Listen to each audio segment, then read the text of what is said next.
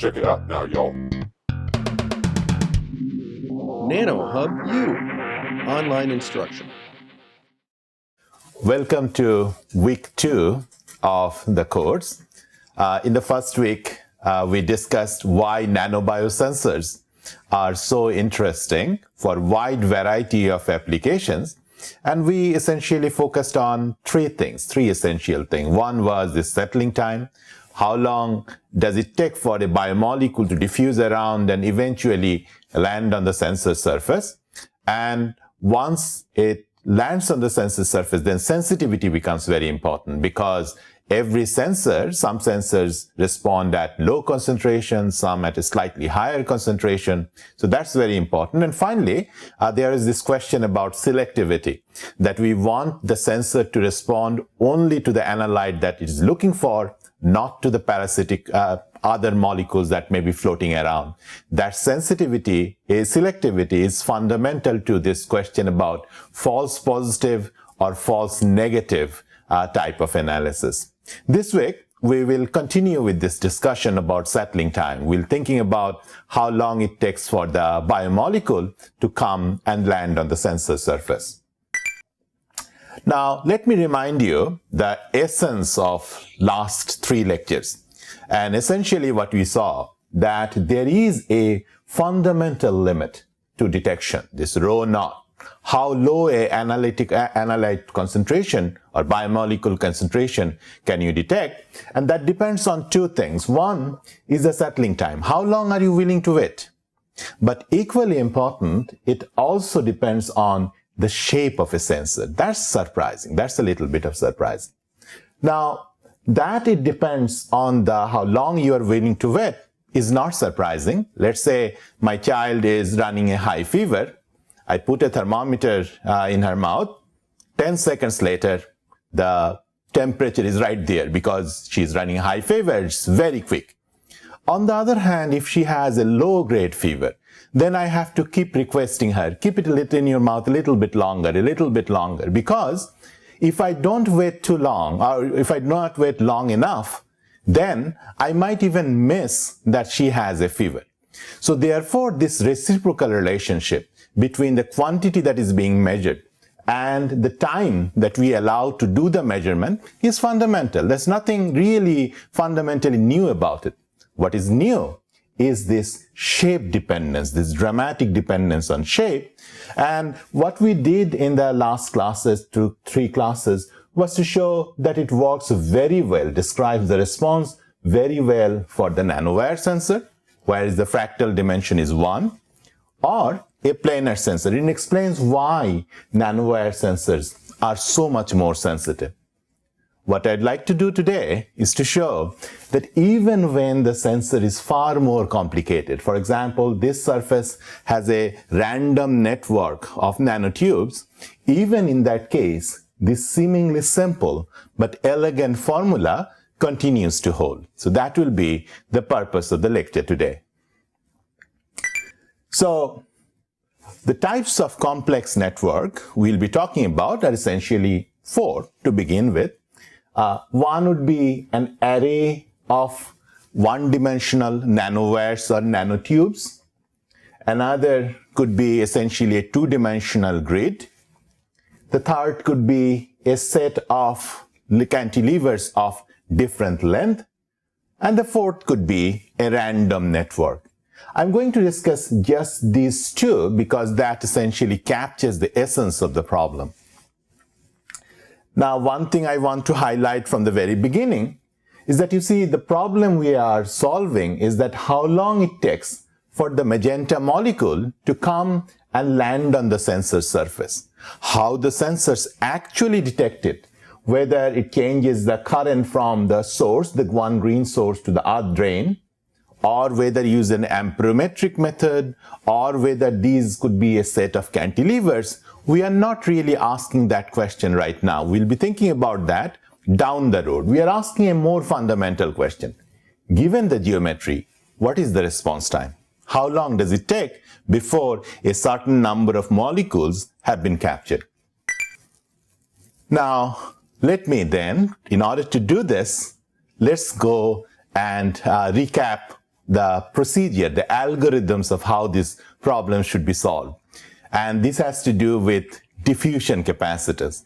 You know, the approach I showed you last time, it looked simple, but you will soon find out that this is a very powerful approach. So here is the summary. I told you that NT is directly proportional to the capacitance. This is the diffusion equivalent capacitance, density of analyte, and the time you waited, the time t. And the trick is to calculate this capacitance by an analogy to electrostatics. So whatever system we have, we can have a two-dimensional, assume that this is an parallel plate configuration. In that case, the answer is epsilon naught over W, and we change the epsilon to the diffusion coefficient D, and thereby calculate the value C. So that was the step one. Find an equivalent for whatever sensor problem you're looking into, find an equivalent electrostatic problem, and simply look up the corresponding capacitance from any book or from any table. So for example, this is what we have done for a cylindrical nanowire, or this is for a spherical nanobiosensor. The second step after this is done is to replace this W distance between the two electrodes and make it time dependent. That is, this second electrode is actually a hypothetical or virtual electrode, because as the diffusion front is going away from the sensor surface, because their sensor is capturing the molecule, then this W will keep expanding with square root of dt. So you do this replacement. And once you have done the replacement, then we are done. We can essentially get all the results that we need. For example, I showed you for a planar sensor, once you substitute this diffusion equivalent capacitance into this formula, we got the right dependence as would be expected from the exact solution. That was the same case for nanowire sensor and as well as for a nanosphere sensor. So in that way, essentially we saw that this approach works when the fractal dimensions are integers. Now what about when the fractal dimensions are not integer, the complex shaped objects? Let's find out. Here we have an array of sensors, and I have taken it a cross section through a sensor array, and you will see that each element, the elements are separated by a distance p. So there is a periodicity p that separates the electrodes. Now I can look up from a book that how the capacitance, what is the capacitance between a given electrode and a set of wires. In fact, I got this capacitance from old vacuum tube literature. If for those of you who may have studied it, you may remember that there is a cathode which essentially injects electrons, and there is a metal grid essentially which modulates the current flow. So I just looked up from there, and we'll be doing this looking up business quite a bit, because that essentially gives the power of this technique. So here is the final formula. We can see there is an epsilon, which is the dielectric constant. W is telling us how far apart this grid is with respect to the other electrode, and P, of course, is the periodicity of the grid. Remember the rules. Epsilon gets replaced by D, the diffusion coefficient. W gets replaced by square root of dt. And once that is done, we have just solved a problem that computers will find very difficult to solve and will take a lot of time for it to solve it properly. And here is the answer. Calculate the total number NT, and in this case we will just substitute the value of CDT. See, this W has been replaced by 2dt and the diffusion coefficient D has replaced epsilon. Put it in, plot it out, log of NT and a log of time, and you will get a curve like this. which these circles are numerical simulation, just to check it out that we didn't do any mistake. And the blue line is the analytical solution. Now you'll immediately see there is something funny about this curve, that unlike the integer sensors, the nanowire, one-dimensional nanowire, or two-dimensional planar sensors, in this case, this log n to log t is not a constant line, but rather there is a knee in between. What's going on here? This is something we didn't expect before. Now you can immediately see where this knee is coming from if you pay a little bit of attention to the diffusion front as a function of time. These three white dots or white squares are essentially the cross section of the nanowire. It's a poor man's version. I've replaced a circle with a square, but that's it. And you can see in the very early stage of the time, the diffusion fronts are hugging each one of the sensors, each one of the nanowires. And therefore, as they are depleting, they do not really know that there are others present. They are just behaving like isolated nanowires. And therefore, in the early stage, the diffusion is one-dimensional. That is almost like a nanowire. And that's why in the beginning, the slope we see for log t as a function of log time is approximately 1, because this is one-dimensional diffusion is going on. A little bit later, however, what happens that these diffusion fronts begin to merge. And once they do, as you go farther and farther out into the solution, then this array of sensors look as if they are a given plane.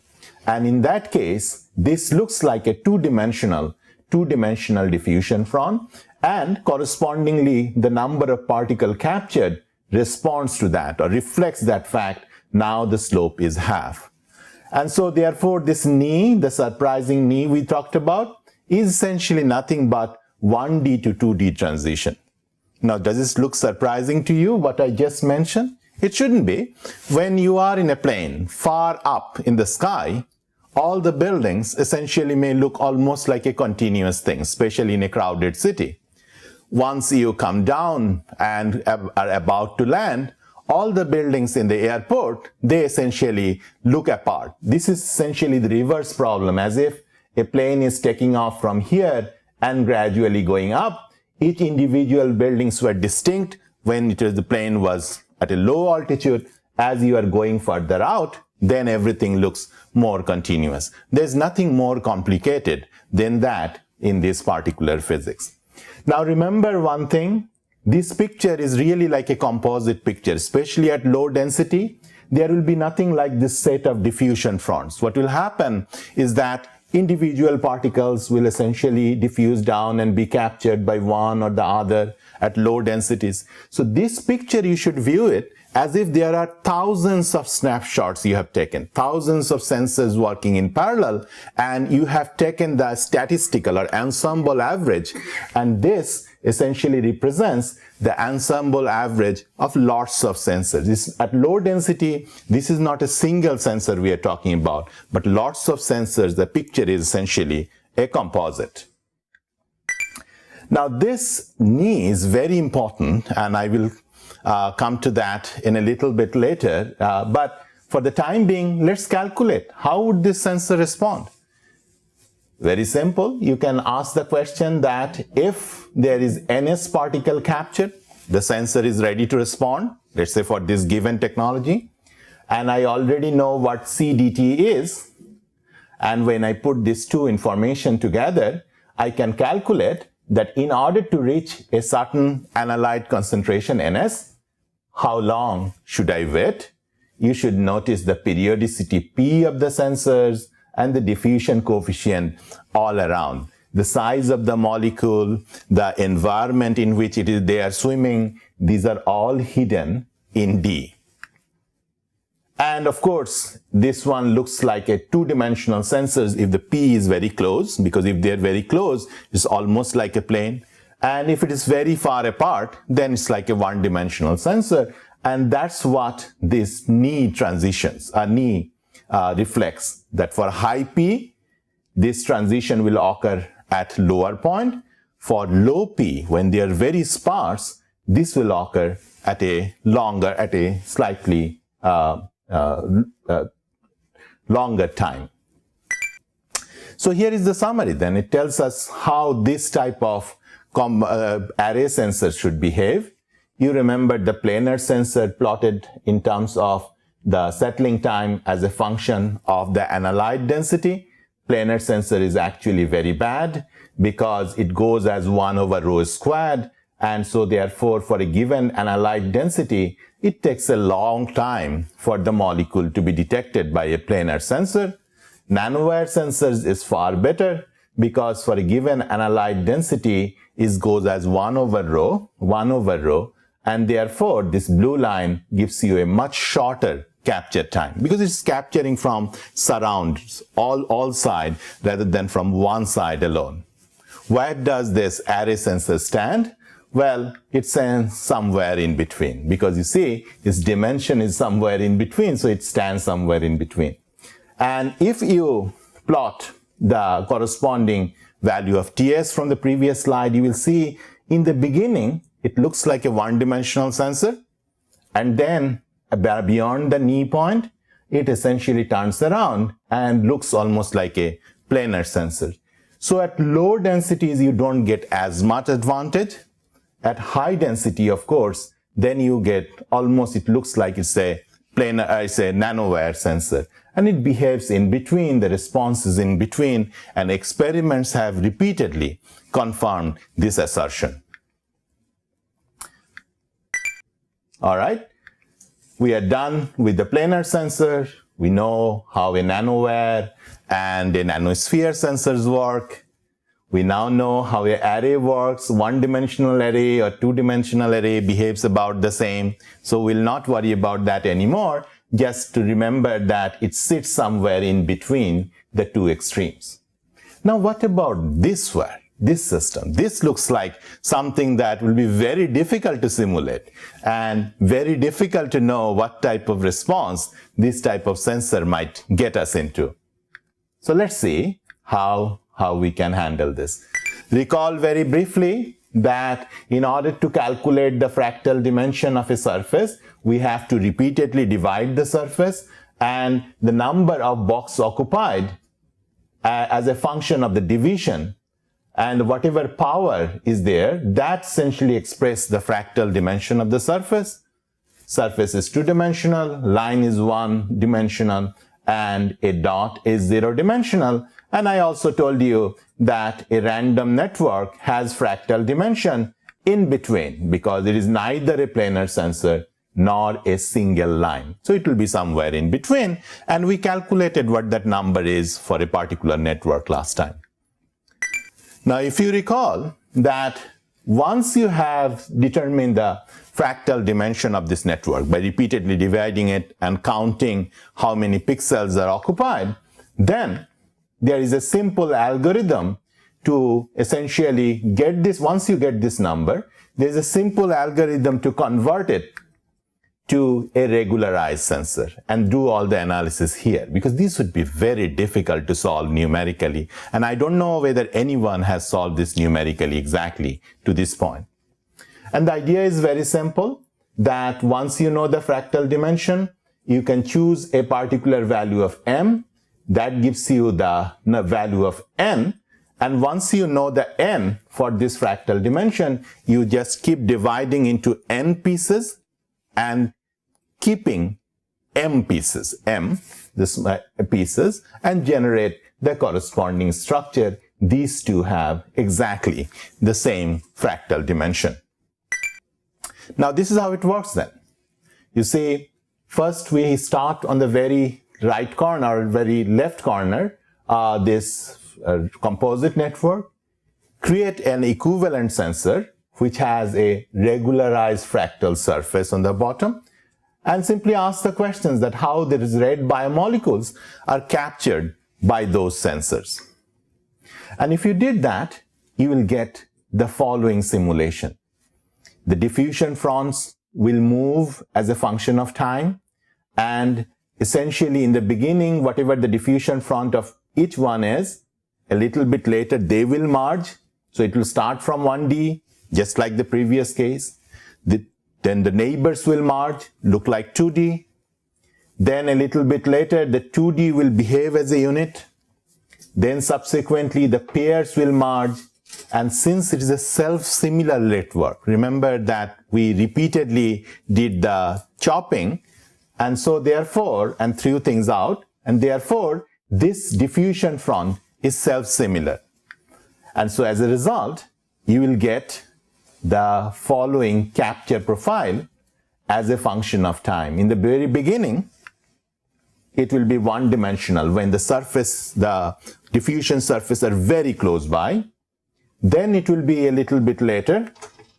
It will be two-dimensional when the neighboring diffusion fronts have moved, merged, and it has gradually moved up together. Then a little bit later, the whole thing will behave as one unit. It will return to the one-dimensional diffusion front, and then eventually the two-dimensional diffusion will return. And this will keep oscillating. So that's why I'm calling it's a dimensionally frustrated diffusion, because depending on the height you look at, the structure may look one-dimensional or two-dimensional. One-dimensional and two-dimensional. And as a result, this thing will oscillate, never settling down in 1D or 2D. And look at this knee. This knee, we have discussed before in the case of array sensors, only that this knee repeatedly comes back for this type of structure. And therefore, you can see the net response is going to be somewhere in between, and that will be dictated by the fractal dimension, which controls the spacing between the sensors themselves, sensor element themselves. Now, if the sensor was very dense, if the fractal dimension is very high, you see closer to 2D, let's say, 1.89 for example, in that case what will happen that the elements will be far closer, so the one-dimensional segment will get suppressed and the two-dimensional segment will get elongated. One-dimensional, two-dimensional will repeat, but the knee has shifted to the left, and overall this is going to behave almost like a two-dimensional surface. And therefore, once you have done this calculation, you can always show that the total number of particles captured is given by exactly this formula. The slope of this line is indeed 3 minus df over 2, and depending on the value of df, the slope will change as reflected from this diagram. So here is the summary then. The summary is that in a planar sensor, we have a certain response that goes as 1 over rho squared. For a nanocomposite or a network, we have a response which is 3 minus df over 2, and the df is whatever the fractal dimension of this sensor is. For a nanowire sensor, df is 1.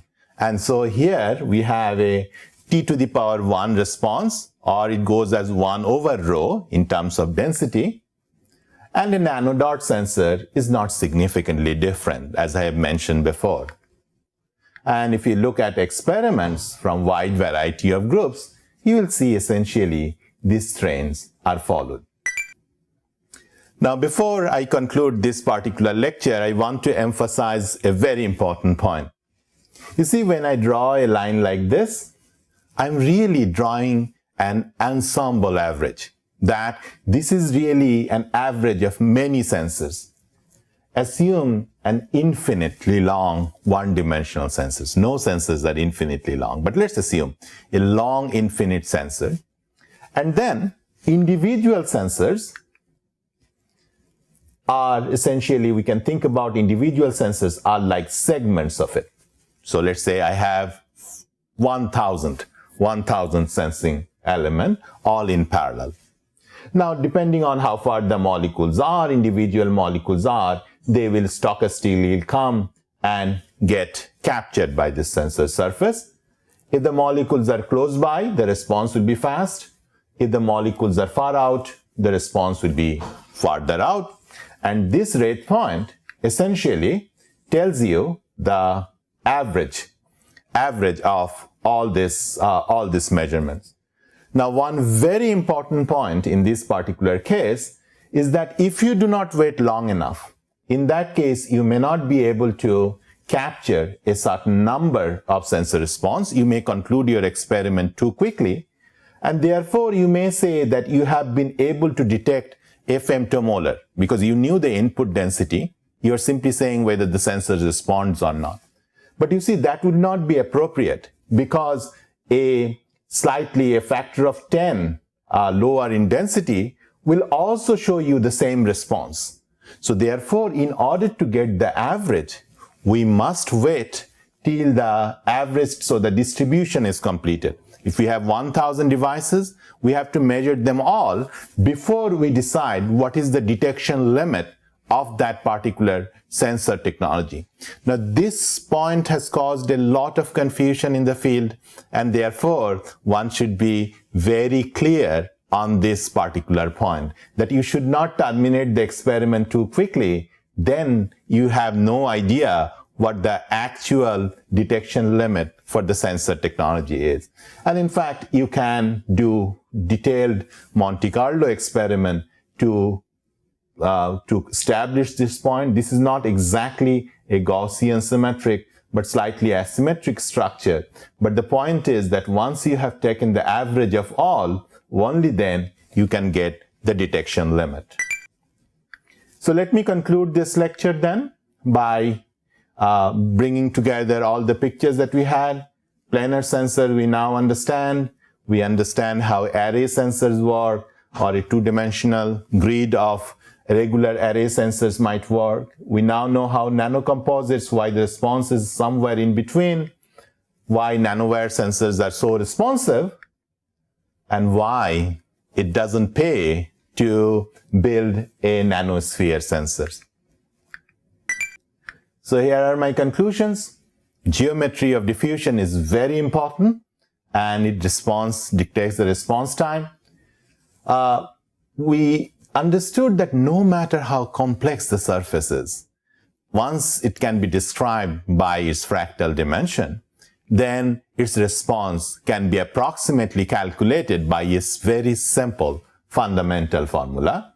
And it is always bracketed by a planar sensor and a cylindrical shaped nanosensors. Now, sometimes you may want to use complex sensors, complex shaped nanowire nanocomposite sensors, simply because it may give you a better signal to noise ratio. There may be other reasons why you want to use it, but you wouldn't use it to get higher sensitivity, because although there are many nanowires, they are competing among themselves to capture the biomolecules, and therefore the overall response is actually slightly poorer compared to a single nanowire. And finally, there is a difference between first arrival time, when the first sensor responds to it, and then the average arrival time of when you capture a certain number, ns number, but an ensemble average is different from just the first response of a sensor. And if this distinction is not clearly understood, there are often a lot of confusion that can be caused by this inability to distinguish between these two fundamental concepts. So I'll end here, and I will next time I will tell you how to think about and beat this diffusion limit. I have showed you what the diffusion limits are, the settling in terms of settling time. I'll tell you how to beat them. And until next time, take care.